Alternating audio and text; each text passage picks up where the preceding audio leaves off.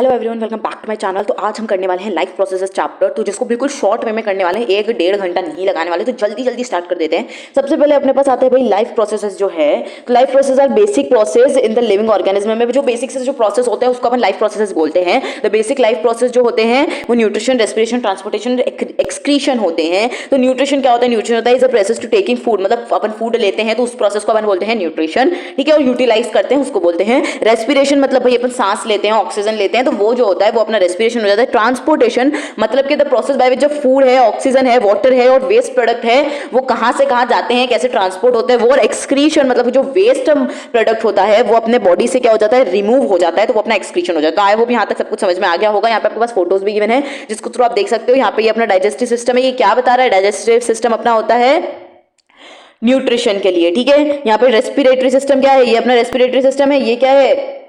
ये अपना वो है ट्रांसपोर्टेशन सिस्टम। एंड ये क्या है? ये है अपना एक्सक्रीशन। तो ये अपन अभी आगे डिटेल में पढ़ने वाले हैं, ठीक है, डोंट बी गेट कंफ्यूज। तो स्टार्ट करते हैं। सबसे पहले न्यूट्रिशन पे आ जाता है। तो भाई न्यूट्रिशन कैसे लिया जाता है, क्या है, समझते हैं। तो देखो भाई, न्यूट्रिशन इज अ प्रोसेस जो है वो फूड लेने का ये अपना प्रोसेस होता है ऑर्गेनिज्म में। अब भाई अपन खाना लेते हैं, वो खाना खाते हैं, तो सिंपल सी चीज, अपन खाना खाते हैं तो कैसे जाते हैं? मुंह से खाते हैं, पेट में जाता है, वो सब जो प्रोसेस होते हैं वो अब यहाँ पे ये होता है अपने ह्यूमन बींग्स में। बट अपन यहाँ पे बात कर रहे हैं प्लांट्स की। तो प्लांट्स में किस तरीके के यहाँ पे बता रखे हैं कि किस तरीके की न्यूट्रिशन होता है। तो सबसे पहले जो अपने होते हैं वो होते हैं ऑटोट्रॉफिक। सबसे पहला अपना होता है ऑटोट्रॉफिक न्यूट्रिशन। समझ में आ गया क्या होता है भाई? वो खाना अपन खाते हैं, बेसिक वो चीज है। तो भाई अपने जो प्लांट जो है उनमें कैसा होता है वो अपन देखने वाले हैं। तो ठीक है, ऑटोट्रॉफिक न्यूट्रिशन होता है, ठीक है। ऑटोट्रॉफिक न्यूट्रिशन क्या होता है? In is nutrition in which organism prepare their own food and simple inorganic system. तो बेसिक चीज यही है कि it is a kind of nutrition in which inorganic material like CO2, water जो है are utilized to prepare organic food by the process of photosynthesis. तो basically जो खुद का खाना खुद बनाते हैं, फोटोसिंथेसिस मतलब जो प्लांट होते हैं जो खुद का खाना खुद बनाते हैं, फोटोसिंथेसिस के थ्रू खुद का खाना खुद बना देते हैं, वो होते हैं अपने ऑटोट्रॉफिक, ठीक है। हेट्रोट्रॉफिक क्या होते हैं? हेट्रोट्रॉफिक वो होते हैं जो दूसरे पे डिपेंड होते हैं, वो जो प्रोसेस होता है वो नहीं करते हैं, ठीक है। फोटो क्या बोलते हैं उसको? फोटोसिंथेसिस प्रोसेस जो होता है वो नहीं करते हैं। अब देखो वो कैसे खाना बनाते हैं, इसका एक टॉपिक है यहाँ पे, देखो ये शॉर्ट में ही है या फिर इसका डिटेल्ड में एक्सप्लेनेशन है, आई थिंक। चलो, तो बेसिकली समझ में आ गया। हेट्रोट्रॉफिक जो क्या होता है, दूसरे पे डिपेंड होते हैं अपने खाने के लिए, ठीक है, डायरेक्टली और indirectly from it is nutrition in which organism get their food. कैसे? जैसे कि एनिमल, ये all animal, fungi and some bacteria जो होते हैं वो, ठीक है। अब टाइप्स ऑफ हेट्रोट्रॉफिक न्यूट्रिशन। तो हेट्रोट्रॉफिक न्यूट्रिशन के भी टाइप्स होते हैं। तो हेट्रोट्रॉफिक न्यूट्रिशन के क्या टाइप्स होते हैं? देखो दो तो है अपने, एक तो ऑटोट्रॉफिक जो खुद बना लेते हैं, हेट्रोट्रॉफिक जो खुद नहीं बना पाते। अब जो नहीं बना पाते हैं उनके 4 टाइप्स हैं अपने पास। क्या 4 टाइप्स है उनके हमारे पास है। सबसे पहले आता है सैप्रोफाइटिक। ये क्या होता है? तो बेसिक चीज ये समझ लो कि ये जो है ये अपना it depend on the dead and decaying nutrition. मतलब जो डेड और डिकेइंग जो होते हैं ना, डेड और डिकेइंग न्यूट्रिशन ये खाते हैं, ठीक है। जैसे कि देख लो, in nutrition which organism get food from the dead and decaying organism. जो डेड एंड डिकेइंग ऑर्गेनिज्म तो वहां से उनको फूड मिलता है। They break down and food material outside the body and then absorb, ठीक है। वो बाहर फूड डाउन क्या मतलब ब्रेक डाउन कर लेते हैं और फिर अंदर खाते हैं। एक चीज यहाँ पे ध्यान रख लेना, ये आपके एमसीक्यूज में आ सकता है कि they break down the food material outside, बाहर ही वो ब्रेक डाउन कर लेते हैं बॉडी के, एंड देन फिर ऑब्जर्व करते हैं क्या होते हैं। ये मशरूम्स होते हैं, ठीक है। तो मशरूम एक इंपॉर्टेंट है कि भाई ये कर सकते हैं, ठीक है। सम बैक्टीरिया, यीस्ट एंड ये सब, ये आपके एमसीक्यूज में पूछा जा सकता है, तो ये ध्यान से देख लेना, ठीक है। अब पैरासाइटिक, ये कौन सा न्यूट्रिशन होता है? It's a nutrition in which organism get food from the living organism. से उसको क्या मिलता है? फूड मिलता है, लिविंग होस्ट से फूड मिलता है। ये क्या है? Without killing them. तो एक मस्किटो होता है, देखो बेसिक चीज होती है, इसमें कुछ नहीं है कि एक ऐसा मतलब ऐसा होता है, एक प्लांट होता है, उसके ऊपर एक प्लांट ऐसा लटका हुआ होता है, तो मतलब वो जो प्लांट है ना, उससे वो वाला प्लांट क्या ले रहा है? न्यूट्रिशन ले रहा होता है, तो वो अपना हो जाता है, ठीक है। तो अब अपना आता है होलोजोइक न्यूट्रिशन। ये क्या होता है? It is a type of a nutrition where the organism take whole food and break inside the body. वो पूरा फूड ले लेता है और फिर अंदर क्या करता है? उसको ब्रेक डाउन करता है। तो सबसे पहले ये अपना जो ये सैप्रोफाइटिक, ये मशरूम्स आ गए अपने, ठीक है। ये अपना वो आ गया, क्या बोलते हैं, पैरासिटिक, मतलब एक प्लांट है उसके ऊपर ये दूसरा प्लांट देखो क्या कर रहा है, पूरा कवर कर रहा है, और इससे फिर जो भी वो होता है ना वो सारे न्यूट्रिशन ये ले लेता है। और ये अपना आ जाता है अपना अमीबा पैरामीशियम, ठीक है। ये क्या करते हैं? ये द न्यूट्रिशन विच ऑर्गन से टेक फूड डायरेक्टली ले लेते हैं और अपने फिर अंदर वो पूरा एब्जॉर्व करते हैं, ठीक है। अब न्यूट्रिशन इन प्लांट्स पे आ जाता है। तो सबसे पहले न्यूट्रिशन इन प्लांट्स कैसे होता है भाई? फोटोसिंथेसिस के थ्रू होता है। Process by which plant prepare food by using the carbon dioxide, water के प्रेजेंस में और सनलाइट और क्लोरोफिल के प्रेजेंट में फोटोसिंथेसिस का प्रोसेस करते हैं, ठीक है। अपना फूड बनाते हैं basically. The food prepared by the is carbohydrate which is stored in from the starch, जो कार्बोहाइड्रेट होता है वो उसके स्टार्च में होता है, किसके प्लांट के स्टार्च में होता है। Oxygen is released in this process, इस प्रोसेस में क्या होता है, ऑक्सीजन रिलीज होता है। फोटोसिंथेसिस के प्रोसेस में ऑक्सीजन रिलीज होता है। तो बेसिकली ये जो है इसको आप लर्न कर लेना, ठीक है। ये इक्वेशन क्या है भाई, 6CO2 प्लस 12H2O, मतलब CO2 मतलब कार्बन डाइऑक्साइड एंड H2O मतलब अपना वाटर, ठीक है। चलो, तो ये जो है जब ये सनलाइट और क्लोरोफिल की प्रेजेंट में जब ये बनाते हैं तो क्या बना देते हैं, C6H12O6 6H2O प्लस 6O2। तो O2 क्या होता है, O2 तो भाई अपना ऑक्सीजन है, यहाँ पे रिलीज हो जाता है, ठीक है। आई होप समझ में आ गया होगा ना। प्रोसेस ऑफ फोटोसिंथेसिस कैसे होता है देख लो एक बार, वैसे भी ये पता है सबको कि absorb light energy by the chlorophyll, conversation of the light energy into the chemical energy and splitting of water molecule into the hydrogen oxygen, reduction of carbon dioxide by the hydrogen from the carbohydrate. Basic चीज ये देख लो, ये photo देख लो, इससे आराम से समझ में आ जाएगा क्या हो रहा है। यहाँ से आ रही है अपनी एनर्जी, कार्बन डाइऑक्साइड भी यहाँ से आ रही है। कार्बन डाइऑक्साइड के भाई अपन निकालते हैं, कौन लेते हैं, ऑक्सीजन लेते हैं, ऑक्सीजन रिलीज हो जाती है कि अब जब ये फोटोसिंथेसिस का प्रोसेस होता है, ठीक है, ग्लूकोज बन जाता है। वाटर तो इसके नीचे ही होता है, ग्लूकोज और कार्बन डाइऑक्सीजन क्या होता है, रिलीज होता है फोटोसिंथेसिस के प्रोसेस में। चलो तो अपन आगे आते हैं, क्लोरोफिल क्या होता है। देखो इनमें सबके बारे में ज्यादा डिटेल में गिवन है, बट अपन इतना ज्यादा डिटेल में नहीं पढ़ना है अपन को, ठीक है। तो क्लोरोफिल आप सोच लो कि भाई एक जो ग्रीन कलर का पिगमेंट होता है, if we observe the cross section of the leaf under the microscope में अगर अपन उसको देखते हैं ना, तो अपन को एक ग्रीन कलर का पिगमेंट टाइप का कुछ पिगमेंट टाइप का कुछ दिखता है, and that was the chlorophyll, ठीक है। तो इतना ज्यादा वैसे भी अपन को इसमें पढ़ने की जरूरत नहीं है क्लोरोफिल के बारे में, तो ठीक है। चलो, तो आई होप ये समझ में आ गया होगा। ये आता है अपना स्टोमेटा। तो स्टोमेटा क्या होता है, स्टोमेटा इस तरीके के कुछ होते हैं, ठीक है, देख लो ये इस तरीके के कुछ पोर्स होते हैं, are tiny pores present in the leaves, leaves के अंदर एक टाइनी टाइनी से पोर्स प्रेजेंट होते हैं on the surface of the leaves. Stomata help in the lose of excess water from the surface of the leaves in the form of the surface of the leaves in the form of the water vapor in the plant phenomenon is known as the transpiration, ठीक है। तो यहाँ से वो पानी वानी भी, वो ट्रांसपिरेशन वाला वो जो पानी निकलता है वो भी निकलता है। तो एक टाइनी से पोर्स हैं लीव्स में, ठीक है, गैस के एक्सचेंज के लिए होते हैं। Stomata has a pair of a guard cell. तो ये सब है, बट इतना ज्यादा आपको ध्यान रखने की जरूरत है। स्टोमेटा क्या है, इस तरीके का फिगर है, ये एक बार दिमाग में रख लेना। और यहाँ से क्या होता है, सारा वो अंदर बाहर होता है, क्या गैसेस का होता है और ये सब, ठीक है। चलो, तो आ जाते हैं, ये पूरा है हमारा। अब नेक्स्ट है एक्टिविटी शोन्स, ओके आगे चलो, आगे बढ़ो, चलो।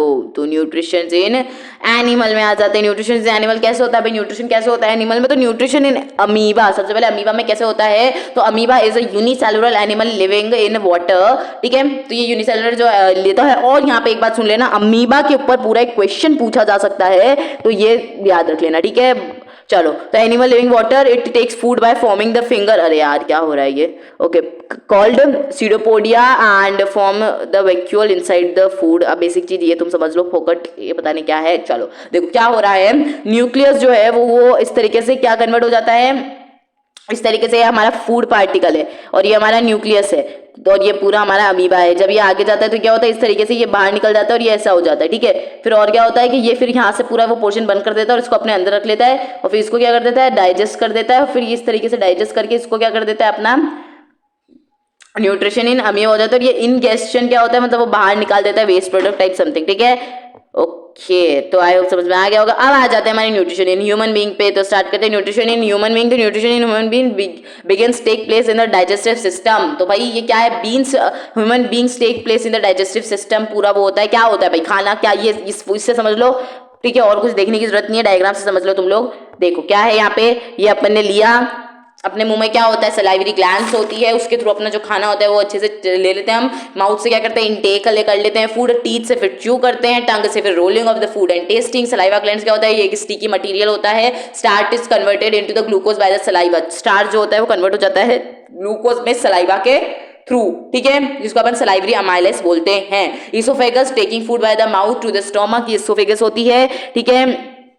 तो ये पूरे देख लो, समझ में आ रही है ना बात। यहाँ से गया खाना, सॉरी ये क्या है, ये तो नाक का है, ये रहा यहाँ से गया खाना ना, सलाइवरी ग्लैंड्स यहाँ पे होती है, ये पूरा खाना यहाँ पे वही च्यू व्यू हो रहा है, और फिर ये यहाँ से जाता है, ये हो गई अपनी इसोफेगस, यहाँ से जा रहा है फूड, फिर ये फूड होते हुए जाता है अपना इस तरीके से यहाँ पे अपने इधर क्या होता है, फिर इसोफेगस में से स्टोमक में जाता है। स्टोमक में क्या होता है, ये अपना स्टोमक है, स्टोमक में क्या होता है, 3 तरीके के गैस्ट्रस जूसेस प्रेजेंट होते हैं, ठीक है। देखो लिखा हुआ होगा यहाँ पे, देखो ये पूरा लिखा हुआ है। इन माउथ में जाता है, ठीक है, broken down into smaller pieces. फिर स्टोमक में जाता है, जहाँ पे 3 तरीके के गैस्ट्रिक जूसेस होते हैं, which contains the enzyme pepsin and hydrochloric, pepsin, HCl and mucus, ठीक है।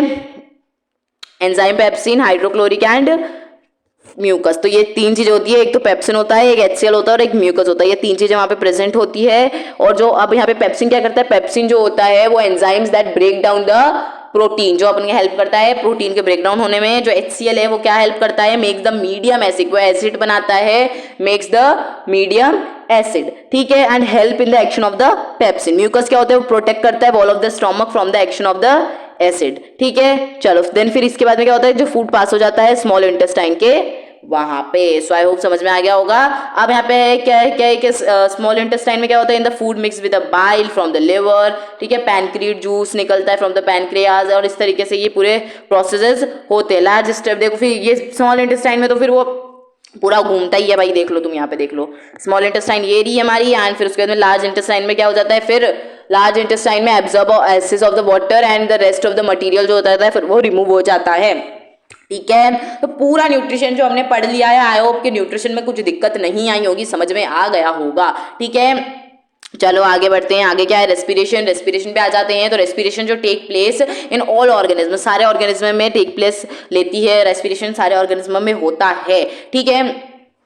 Okay, now respiration is a process in which the food is burned in the cell of the body with the help of the oxygen and release energy take place in the mitochondria of the cell. Simple सी चीज समझ लो, क्या है ये ATP, क्या लिखा हुआ है ये देखो, energy release due to the respiration makes the ATP molecule, एक ATP मॉलिक्यूल बनाता है। सिंपल सी बात समझ लेना, by the process of the respiration energy produce in our body, ठीक है। रेस्पिरेशन के प्रोसेस से हमारे जो एनर्जी है वो प्रोड्यूस होती है, and this typical done with the intake of oxygen. Intake of oxygen this result in the release of the carbon dioxide, water and ATP। ATP क्या है, ATP एक सोर्स ऑफ एनर्जी है, cell के अंदर एक source of energy होती है, ठीक है।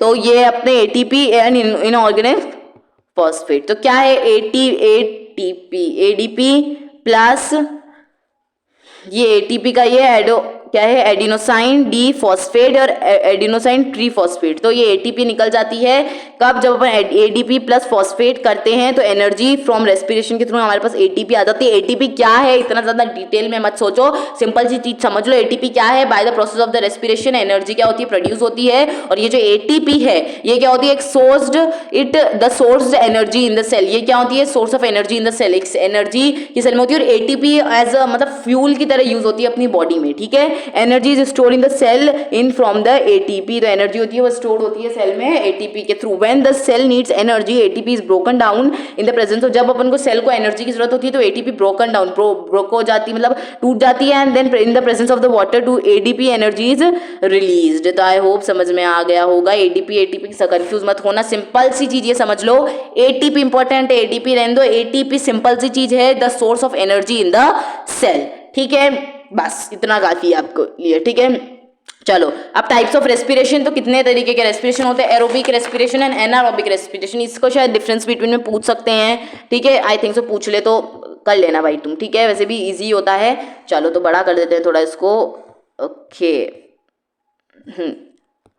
तो सबसे पहले क्या है हमारे पास, there are two main type of respiration, aerobic anaerobic. क्या होता है एरोबिक रेस्पिरेशन, क्या होता है, take place in the presence of the oxygen, oxygen के प्रेजेंस में ये टेक प्लेस लेता है, मतलब ये लेता है। एंड एनारोबिक क्या होता है, जिसमें ये ऑक्सीजन के मतलब ऑक्सीजन नहीं चाहिए होता है। आप बोलोगे रेस्पिरेशन करना और ऑक्सीजन नहीं चाहिए, ये क्या बात होती है भाई, सिंपल सी चीज है कि भाई नहीं चाहिए होता। देखो take place in the presence of the oxygen, aerobic जो है वो ऑक्सीजन की उसमें लेता है, ठीक है। इतना बड़ा पैराग्राफ लिखा हो तुम कंफ्यूज हो जाते हो, दिमाग खराब हो रहा है, ठीक है, तो इस पे ध्यान मत दो। मैं बोल रही हूँ देखो, takes place in the presence of the oxygen, oxygen के उसमें टेक प्लेस करता है। Occurs in the living cell of higher organism, higher organism जो है ना उनमें जो लिविंग सेल है उसमें ये वर्क करता है। तो सिंपल सी चीज समझ लेना, सबसे पहले तो ऑक्सीजन के उसमें वो करता है, इट प्रोड्यूस मोर एनर्जी, क्योंकि ये ज्यादा एनर्जी बनाता है। और ज्यादा एनर्जी कहाँ चाहिए होती है, जो बड़े बड़े ऑर्गेनिज्म होते हैं उनमें चाहिए होती है। तो भाई अपन खुद क्या है, अपन बड़े ऑर्गेनिज्म हैं, तो अपन एरोबिक रेस्पिरेशन करते हैं, क्योंकि अपन को क्या करती है, ऑक्सीजन की जरूरत पड़ती है, क्योंकि अपन बड़े ऑर्गेनिज्म और अपन को ज्यादा एनर्जी की जरूरत पड़ती है। तो इसलिए it take the most of the organism, okay, it take place in the most of the organism में ये होती है। In aerobic respiration glucose is converted into pyruvic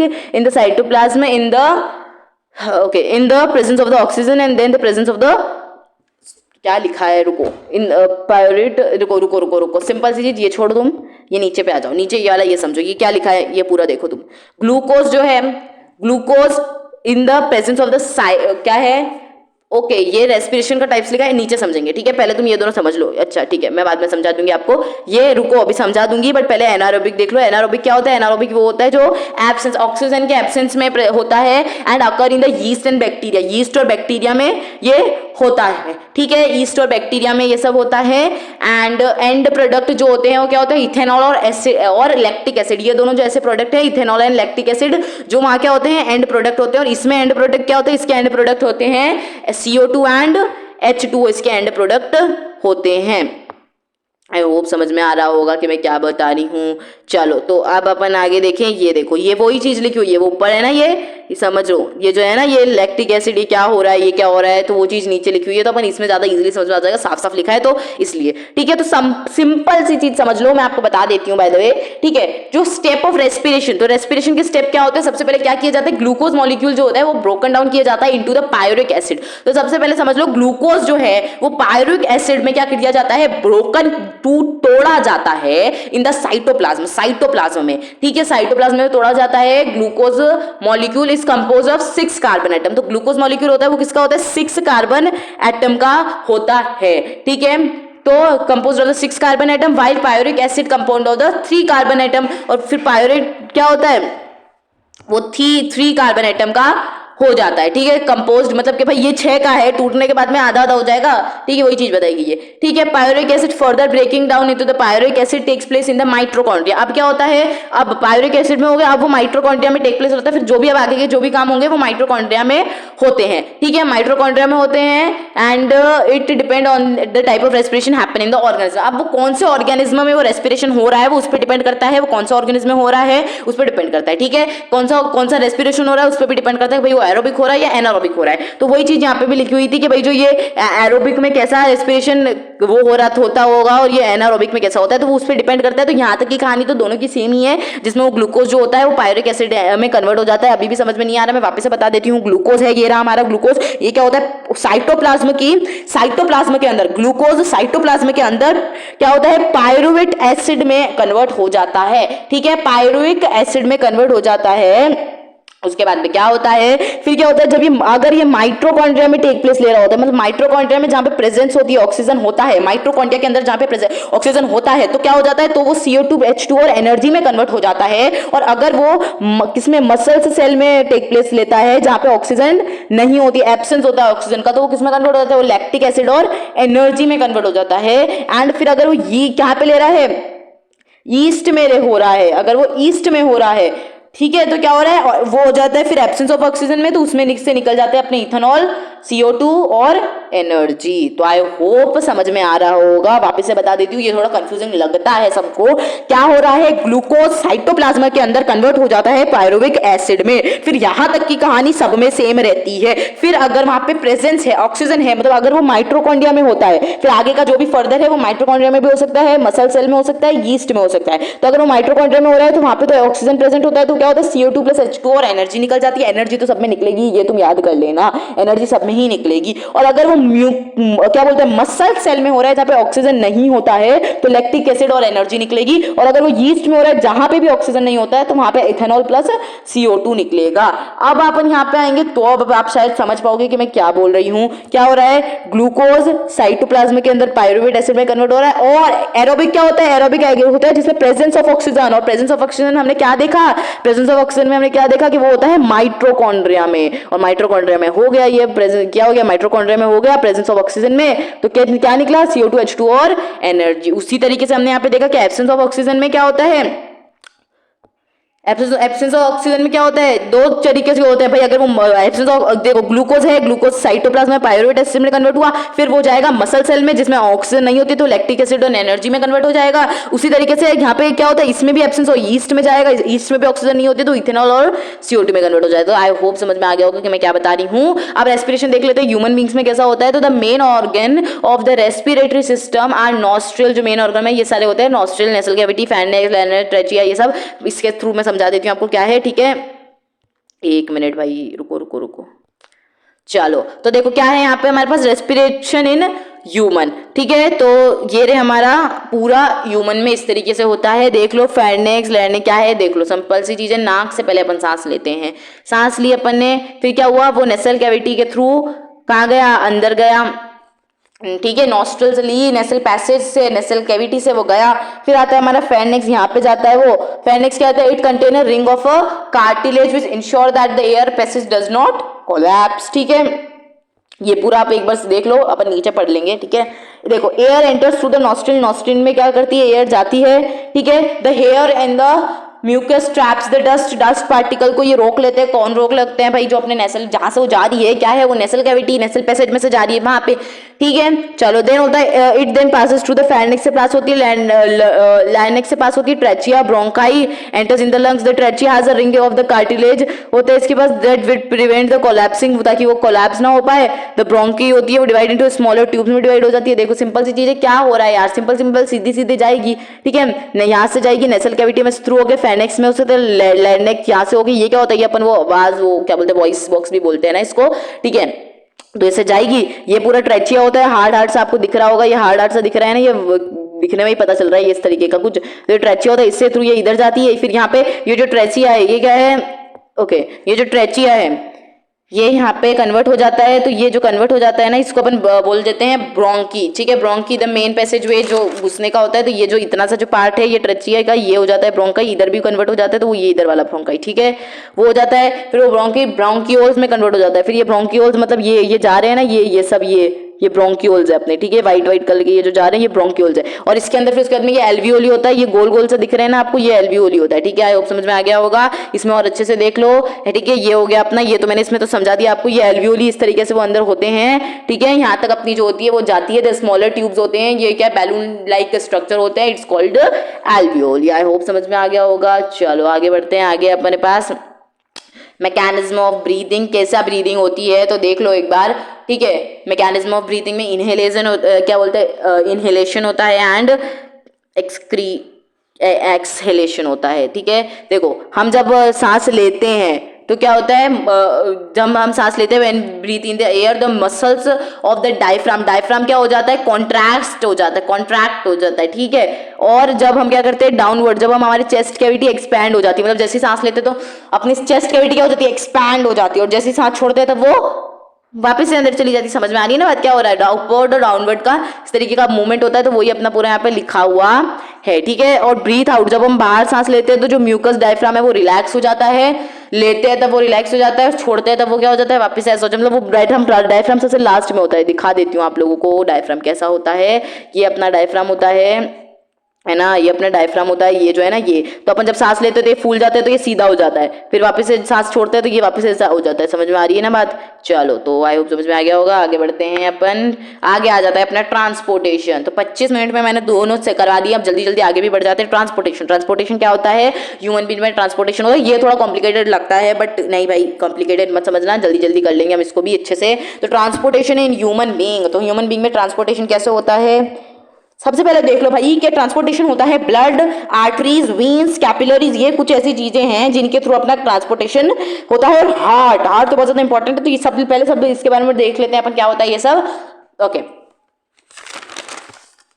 okay तो सबसे पहले हमारे पास आता है the main transport system in human being. सबसे मेन जो ट्रांसपोर्ट सिस्टम है हमारा ह्यूमन बीइंग का, वो तो देखो ब्लड जो है वो ट्रांसपोर्ट करता है फूड, ऑक्सीजन, वेस्ट प्रोडक्ट, ये सब क्या करता है, ब्लड का काम होता है, वो करता है। उसमें red blood cell, white blood cell होती है, प्लेटलेट्स होती है, ठीक है। प्लाज्मा जो होता है वो ट्रांसपोर्ट करता है। रेड ब्लड सेल क्या होती है, व्हाइट ब्लड सेल क्या होती है, सिंपल सी चीज समझ लो, ब्लड होता क्या है बेसिकली। तो transport food, oxygen, waste product is consist of the plasma, इसमें प्लाज्मा भी होता है, रेड ब्लड सेल होती है, व्हाइट ब्लड सेल होती है। प्लाज्मा ट्रांसपोर्ट करता है food, water, carbon dioxide, nitrogen, waste. Red blood cell transport करती है oxygen, and white blood cell जो होती है वो किल्स करती है हार्मोन, माइक्रोब्स और प्रोटेक्ट करती है हमारी बॉडी को। जो प्लेटलेट है वो also clotting of the blood में भी हेल्प करता है, मतलब अपन को कभी भी इंजरी लग जाती है तो वहाँ पे ब्लड की क्लॉटिंग में हेल्प करता है। कौन सा करता है, प्लेटलेट्स हेल्प करता है, ठीक है। फिर अपनी बारी आती है आर्टरीज। आर्टरीज क्या होती है, कैरी करती है प्योर ब्लड, ठीक है, समझ लेना। आर्टरीज मतलब कि भाई अच्छा ब्लड जो है वो कैरी करती है, मतलब जो जो आर्टरीज होती है उनके अंदर क्या होता है, प्रेजेंस होता है ऑक्सीजन, ऑक्सीजन प्रेजेंस होता है। प्योर कैसे हो गया, ब्लड प्योर कैसे हो जाता है, अनप्योर कैसे हो जाता है, अगर उसके अंदर ऑक्सीजन कंटेन है, ज्यादा अमाउंट में ऑक्सीजन कंटेन है तो वो हो जाता है अपना प्योर ब्लड, ठीक है। वीन्स क्या होती है, जो इम्प्योर ब्लड कैरी करती है, जिसके अंदर क्या होता है, लेस अमाउंट ऑफ ऑक्सीजन, बहुत ज्यादा कम अमाउंट में होता है, तो वो अपनी वीन्स हो जाती है। कैपिलरीज क्या होती है, कैपिलरीज होती है नैरो ब्लड वेसल होती है, वो जो आर्टरीज और वीन्स को क्या करती है, कनेक्ट करती है। आई होप समझ में आ गया होगा। हार्ट क्या होता है, हार्ट तो भाई बहुत इंपॉर्टेंट चीज है, जिसका डायग्राम भी आ सकता है, इसके बारे में बहुत कुछ पूछा जा सकता है, ठीक है। तो इज अ मस्कुलर ऑर्गेनिज्म, जो पंप करता है ब्लड, हमारे सारे पार्ट्स में क्या करता है, पंप करता है ब्लड को। तो कैसे करता है देख लो, इसके 4 चैम्बर्स होते हैं, अपर चैम्बर, लोअर चैम्बर। तो इसको समझने के लिए ना आपको एक चीज समझनी पड़ेगी, इसका प्रोसेस समझने के लिए। हार्ट तो आपको बेसिकली मालूम ही है क्या होता है, बट इसका प्रोसेस समझो, कैसे समझोगे, चलो आगे बढ़ते हैं।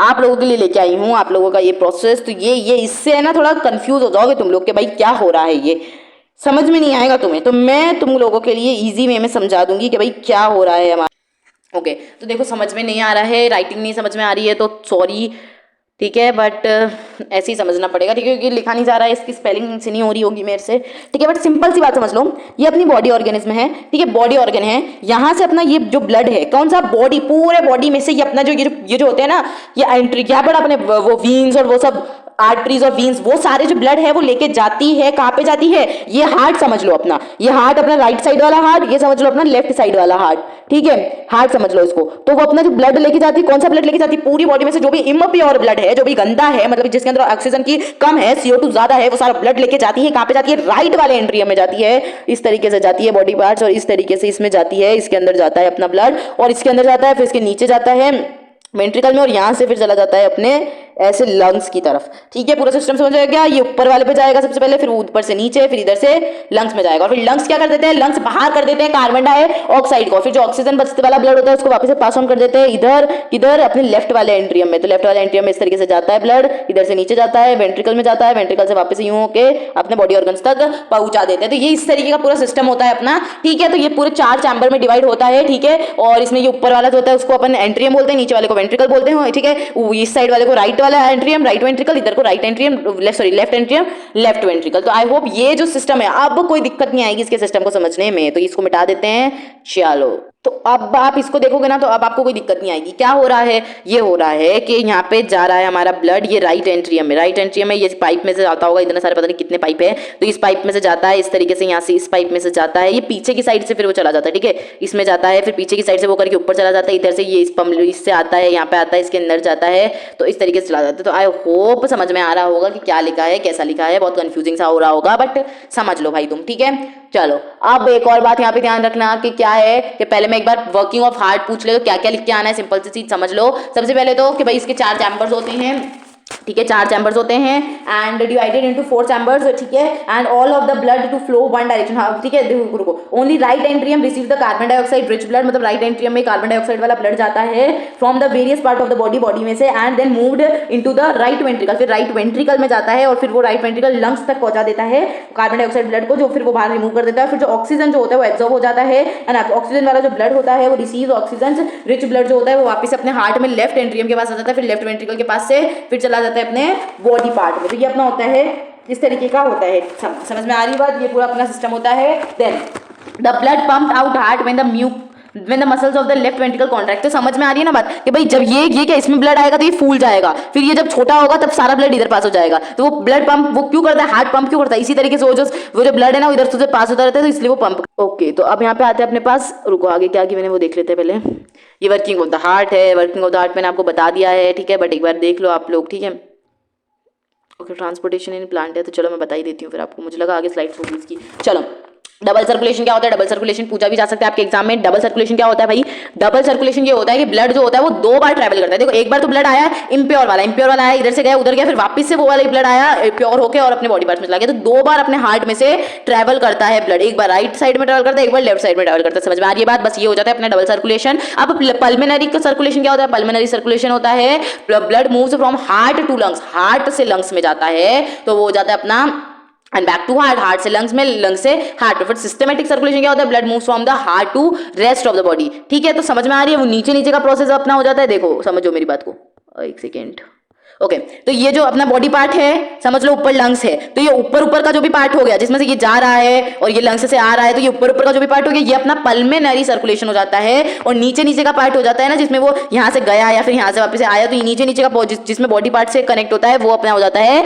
Systematic circulation. ठीक है, आई होप समझ में आ गया होगा, समझ में आ रहा है कि क्या मैं बता रही हूँ। ठीक है चलो समझ में आ रहा है, आगे बढ़ते हैं। ट्रांसपोर्टेशन इन प्लांट, तो प्लांट में किस तरीके से ट्रांसपोर्टेशन होता है, तो प्लांट में जो हेल्प करते हैं सबसे पहले जो जाइलम है वो ज्यादा हेल्प करता है ट्रांसपोर्टेशन के लिए। तो transportation water mineral from the roots of the all of the plant considered xylem vessel trachea. देखो सिंपल सी चीज है, क्या होता है ट्रांसपिरेशन के थ्रू इस तरीके से वो जो होता है अपना क्या हो रहा है, ये जो नीचे से जो भी अपना वाटर होता है जो भी होता है तो उससे क्या होता है वो ऊपर ऐसे जाता है, ऊपर जाता है और वो ऊपर जाता है और अपना वो जो है वो उसको पहुंच जाता है, मतलब सॉइल में से वो रूट जो होती है वो ऊपर सारा कुछ जो भी है ये सब पहुंच जाती है। आई होप समझ में आ गया होगा। और ये जो होता है इसको अपन अपवर्ड मूवमेंट बोलते हैं। ठीक है, अपवर्ड मूवमेंट बोलते हैं।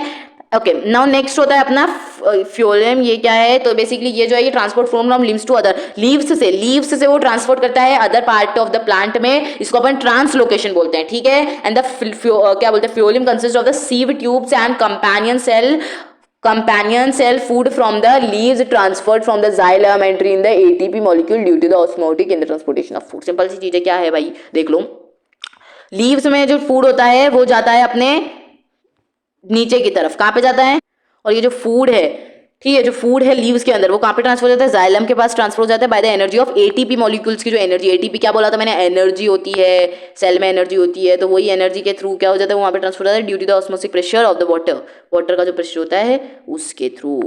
समझ में आ गया होगा, आई होप समझ में आ गया है। ठीक है, और यहाँ पे एक टॉपिक आई थिंक मैंने स्किप कर दिया है, मैं आपको बता दूँ वाला टॉपिक, वैसे अपन ने सब कुछ पढ़ लिया है by the way, but I had skip one topic. What is it, it is the respiration of the plant. Plant में कैसे रेस्पिरेशन होता है भाई, प्लांट है ना, रेस्पिरेशन का प्लांट हमने छोड़ दिया। देखो जो लीव्स है वो रेस्पिरेट करती है, मैं खाली आपको ऐसे ही थ्योरी के टाइप में समझा देती हूँ क्योंकि मेरे पास इसकी स्लाइड नहीं है। ओके सो एक सेकेंड, थोड़ा बड़ा करो यार, जगह नहीं मिल रही है यहाँ पे थोड़ी। ओके तो क्या है जो लीव्स होती है, leaves tiny pores of the stomata, तो आपको पता है कि लीव्स के ऊपर क्या होता है, टाइनी पोर्स होते हैं स्टोमेटा के, where the gases exchange take place oxygen from the, जहां से गैस एक्सचेंज होती है, ऑक्सीजन आता है, कार्बन डाइऑक्साइड, वो सब क्या होता है स्टोमेटा के थ्रू होता है। Also diffuses the stomata and reaches the cell from the respiration, carbon dioxide diffuses out from the stomata. क्या बोला इसने, ये एक और बार सुन लेना। ठीक है, oxygen from the air diffuses into the stomata and reaches all the cell from the respiration and carbon dioxide diffuses out from the stomata। कुछ गलत तो नहीं सुन लिया, क्या सुन लिया कि ऑक्सीजन लीफ ले रहा है और कार्बन डाइऑक्साइड लीफ निकाल रहा है, एक न्यू चीज आ गई क्या दिमाग में कि भाई हमने तो सुना था कि कार्बन डाइऑक्साइड लेता है ये और ऑक्सीजन भेजता है। हाँ वो प्रोसेस होता है फोटोसिंथेसिस का प्रोसेस, जिसके अंदर वो ऑक्सीजन को क्या करता है, रिलीज करता है। ठीक है, बट जो प्लांट है उनको भी जिंदा रहने के लिए ऑक्सीजन की जरूरत होती है। ठीक है, तो कार्बन डाइऑक्साइड क्यों लेता है, वो CO2 तो इसलिए लेता है क्योंकि उसको फोटोसिंथेसिस का प्रोसेस करना होता है। ठीक है, तो बेसिकली यही है कि लीव्स हैव टाइनी पोर, मतलब ये क्या होता है, सबसे पहले जो टाइनी पोर्स ऑफ स्टोमेटा होता है उसके अंदर respiration occur during the day as well as the night, photosynthesis occur only during the day. Simple सी चीज है कि भाई जो प्लांट है उनको भी जरूरत होती है ऑक्सीजन लेने की, ऑक्सीजन लेते हैं प्लांट भी ऑक्सीजन लेते हैं। ठीक है, and carbon dioxide diffuse out करते हैं लीव्स के थ्रू, स्टोमेटा के थ्रू। अब यहाँ पे जो रेस्पिरेशन जो है वो पूरे दिन भर चलता है। अपन भी रेस्पिरेट क्या करते हैं, दिन रात को छोड़ थोड़ी देते कि रात को नहीं करेंगे, नहीं भाई रात को भी करते हैं ना हम तो रेस्पिरेशन, रात को भी करते हैं अब तो रेस्पिरेशन। तो उसी तरीके से प्लांट जो है वो भी रात को रेस्पिरेशन करते हैं, बट वो रात को फोटोसिंथेसिस नहीं करते, मतलब वो रात को CO2 नहीं लेते हैं, रात को CO2 नहीं लेते। क्यों नहीं लेते, क्योंकि फोटोसिंथेसिस के उसमें उनको CO2 की जरूरत होती है, वो सांस CO2 से नहीं लेते हैं भाई, उनको ऑक्सीजन ही चाहिए होता है। तो फोटोसिंथेसिस के प्रोसेस में जो CO2 उनको है, क्या है CO2 जो उनको चाहिए होता है, मतलब वो फोटोसिंथेसिस के प्रोसेस में चाहिए होता है। रात को तो भाई सन होता ही नहीं है, सनलाइट होती नहीं है, तो वो कैसे करेंगे, तो इसलिए उनको जो रात को है वो रेस्पिरेशन जो होता है वो पूरे दिन भर चलता है, बट फोटोसिंथेसिस जो होता है वो सिर्फ ड्यूरिंग द डे में ही चलता है। स्टेम क्या होता है, स्टेम के थ्रू भी अपन ले सकते हैं, stem of the herbs have stomata, जो हर्ब्स के जो स्टेम होते हैं उसमें स्टोमेटा होता है, and same process as the leaves, फिर स्टोमेटा उसमें स्टोमेटा होता है, तो उसके थ्रू अपन ले लेते हैं अपनी क्या बोलते हैं ऑक्सीजन ले लेते हैं। ठीक है, रूट जो होता है वो भी ऑब्जर्व कर लेता है एयर, ठीक है, सॉइल के अंदर जो एयर होती है उससे वो कर लेता है ऑब्जर्व। ठीक है, आई होप समझ में आ गया होगा। तो ये अपना transportation of plant, I hope, मुझे लगा था कि मैंने ये स्किप कर दिया तो वो भी मैंने आपको अच्छे से पढ़ा दिया है। आगे बढ़ देते हैं अपन एक्सक्रीशन की तरफ। अपने वेस्ट मटेरियल उसको अपन बाहर करते हैं तो उसके अंदर क्या हेल्प करता है, ये अपना पूरा एक्सक्रीशन सिस्टम हेल्प करता है। चलो आगे बढ़ते हैं। ये अपना एक्सक्रीशन सिस्टम है, ये देख लो, इसमें नेफ्रॉन्स होते हैं। नेफ्रॉन्स क्या होता है, देखो सिंपल सी चीज समझ लो। एक तो इसमें इजी कट डायग्राम नहीं है भाई, समझा पाऊँ, ये रहा इजी डायग्राम, समझ लो। ये अब किडनी का इसमें क्या रोल होता है, फंक्शन क्या होता है, तो excretion of waste, regulation of blood pH, production of hormone, तो ये 3 चीजें करती है। अब नेफ्रॉन क्या होता है, नेफ्रॉन मिलियंस में प्रेजेंट होते हैं किडनी के क्या बोल रही हूँ मैं, मिलियंस इन किडनी, हाँ किडनी के अंदर मिलियंस में प्रेजेंट होते हैं, कौन, नेफ्रॉन प्रेजेंट होते हैं, ठीक है। तो ये क्या होता है, ये वीना कावा है, वीना कावा यहाँ पे नहीं है, ये रहा वीना कावा, इसमें लिखा हुआ है, इधर चलो इस पे चलो, वीना कावा कहाँ है, ये हमारी वीना कावा, ये अपनी ऑर्टा, वीना कावा ऑर्टा, ठीक है। अब ये जो किडनी है, ये और ये अपनी लेफ्ट और ये अपनी राइट, ठीक है, किडनी। अब क्या हो रहा है, इससे ये जाता है अपने किडनी की तरफ, ये जो होता है इसको, इसमें लिखा नहीं है, चलो ये इस तरीके के है, तो ये किडनी में जाता है, किडनी के यहाँ से अपनी किडनी में जाता है, एंड किडनी के थ्रू फिर अपना यहाँ से ये इसमें चला जाता है यूरिनरी ब्लैडर में, और यहाँ से अपना वो रिलीज हो जाता है। क्या है समझ नहीं आ रहा है, देख लो भाई क्या है ये नेफ्रॉन्स होते हैं। नेफ्रॉन्स क्या होते हैं, सिंपल सी समझ लो, blood comes out of the aorta, aorta से अपना ब्लड जो होता है वो बाहर आ जाता है and goes into the kidney, kidney में जाता है। किडनी एक फिल्ट्रेशन यूनिट है, जैसे फिल्टर होता है, ब्लड फिल्टर होता है, ठीक है। तो मतलब क्या होता है कि ऑरेटा जो है, मतलब इस तरीके के, ये जो ब्लू वाला है ना वीना कावा, इसके थ्रू तो इसके अंदर जाता है, और फिर अगर जो गंदा गंदा होता है वो तो इधर भेज देता है, और जो अच्छा अच्छा होता है उसको ऑरेटा के थ्रू वापस से, मतलब रेड वाला जो उसके थ्रू वापस ऊपर भेज देता है, ठीक है। एंड फ्रॉम द वीना कावा से क्या होता है, प्योर ब्लड जो है वो वापस से चला जाता है, and impure goes to the ureter, impure ureter में चला जाता है, और वो जो चला जाता है वो वापस ऊपर चला जाता है अपना, एंड जो गंदा गंदा होता है वो यहाँ पे अपना इस ये इसके थ्रू यहाँ पे यूरिनरी ब्लैडर में चला जाता है। किडनी के अंदर ये नेफ्रॉन्स होते हैं, ब्लड कम्स आउट। अब ये क्या होते हैं, तो सबसे पहले नेफ्रॉन में जब हमारा वो जाता है ब्लड, तो ये होती है ब्राउन मैन कैप्सूल। यहाँ पे क्या होता है, यहाँ पे जो अपनी जो ब्लड होती है वो क्या होता है, फिल्ट्रेट होता है, एंड फिल्ट्रेशन जो अपना नाइट्रोजनियस वेस्ट, ग्लूकोज, वाटर, ये सब जो भी होते हैं ना, इसके पूरा फिल्टर होता है, और इस तरीके से फिर जो भी वो होता है वो फिर इसको आगे पास थ्रू किया जाता है, ठीक है। सेलेक्टिव रीअब्जॉर्प्शन होता है, यूजफुल सब्सटेंस लाइक ग्लूकोज, ठीक है, amino acid, salt, major amount of water, ये सब जो होते हैं फिल्ट्रेट हो जाते हैं और reabsorbed back by the capillary surrounding the nephron, ठीक है। तो रीअब्सॉर्ब्ड हो जाते हैं। एंड जो ट्यूबुलर सीक्रेशन होता है, ये urethra, extra water and salt are secreted into the tubule which opens up into the collecting duct and then into the ureter। तो सिंपल सी चीज समझ लो, नेफ्रॉन पूरा फिल्ट्रेट करने का सिस्टम है। यहाँ से सबसे पहले यहाँ से तो फिल्टर होता है, फिर अंदर इतना इतना थ्रू में जाता है, पता नहीं क्या जाता है, जो अच्छा अच्छा होता है उसको वो बाहर भेज देते हैं, और गंदा गंदा होता है उसको रख लेते हैं, ठीक है। चलो एक्सक्रीशन इन प्लांट देख लेते हैं, लास्ट टॉपिक अपना, 40 मिनट हो चुके हैं, जल्दी जल्दी करते हैं। एक्सक्रीशन क्या हो जाता है अपना, एक्सक्रीशन हो जाता है in the plant gases waste product produces during the respiration, ठीक है। जो रेस्पिरेशन के क्या होता है, CO2 एंड फोटोसिंथेसिस आर, मतलब during respiration CO2 and photosynthesis में O2 जो होता है removed out from the stomata के थ्रू। वो देखो वहां पे कुछ सिस्टम नहीं है, वहां पे सिर्फ स्टोमेटा के थ्रू ही आता है, स्टोमेटा के थ्रू ही जाता है, तो उसमें वेस्ट मटेरियल भी गैसेस होगी तो स्टोमेटा के थ्रू ही चली जाती है, इतनी सी बात है। नेफ्रॉन की एक जो बात आ रही है वो अगर आपको समझ में नहीं आया हो तो मैं आपको सिंपल सी चीज ये बता दूं, एक बार और देखो रीड कर लो। ईच नेफ्रॉन जो होता है उसके पास एक cup like capsule like structure होता है, जिसको अपन ब्राउनमैन कैप्सूल बोलते हैं, ठीक है। Containing a bundle of capillaries, इसके अंदर बहुत सारी कैपिलरीज होती है, ठीक है, ग्लोमेरुल्स इसको अपन ये बोलते हैं। तो जो ब्राउनमेल कैप्सूल होती है ये into a tubular structure leads to a tubular structure which joins the collecting duct, ठीक है। The renal artery brings the nitrogenous waste, तो रिनल आर्टरी होती है वो नाइट्रोजनियस जो भी वेस्ट होती है वो लाती है, like ammonia, urea, uric, urine, ये सब जो भी होते हैं ना, ये सब अपनी ले आती है। एंड देन फिर वो सब, मतलब बिल्कुल ये समझ लो फिल्ट्रेशन यूनिट है यार, फिल्टर कर रहा है बस, ठीक है। तो आई होप समझ में आ गया होगा, 40 मिनट में पूरा लाइफ प्रोसेस चैप्टर आपको समझा दिया है। एंड ऐसा भी नहीं समझाया कि बोर्ड एग्जाम में आए और आप नहीं कर पाओ, बिल्कुल अच्छे से समझा दिया है। कुछ भी दिक्कत आए तो बता देना। आई होप ये भी पूरा समझ में आ गया होगी। ये एक इंपॉर्टेंट चीज है, सबकी एक बार में इंपॉर्टेंट चीज बता दीजिए जिसमें से आ सकता है पूरा चैप्टर इंपॉर्टेंट है। और इससे पूछे जाएंगे कि भाई तुम सोच भी नहीं सकते हो, तो इसलिए डायग्राम कर लेना। लाइफ प्रोसेस का न्यूट्रिशन आई होप समझ में आ गया हो, किस तरीके से न्यूट्रिशन लिया जाता है, क्या क्या है समझ में आ गया होगा। रेस्पिरेशन ओके, आई होप समझ में आ गया होगा, पूरा चैप्टर समझ में करवा पाऊंगी, बट ये बहुत लेंथी चैप्टर है। एंड चलो 1 घंटा तो नहीं लिया, 15 मिनट पहले करवा दिया। तो चलो I hope everything is clear. We meet in next video, take care and bye.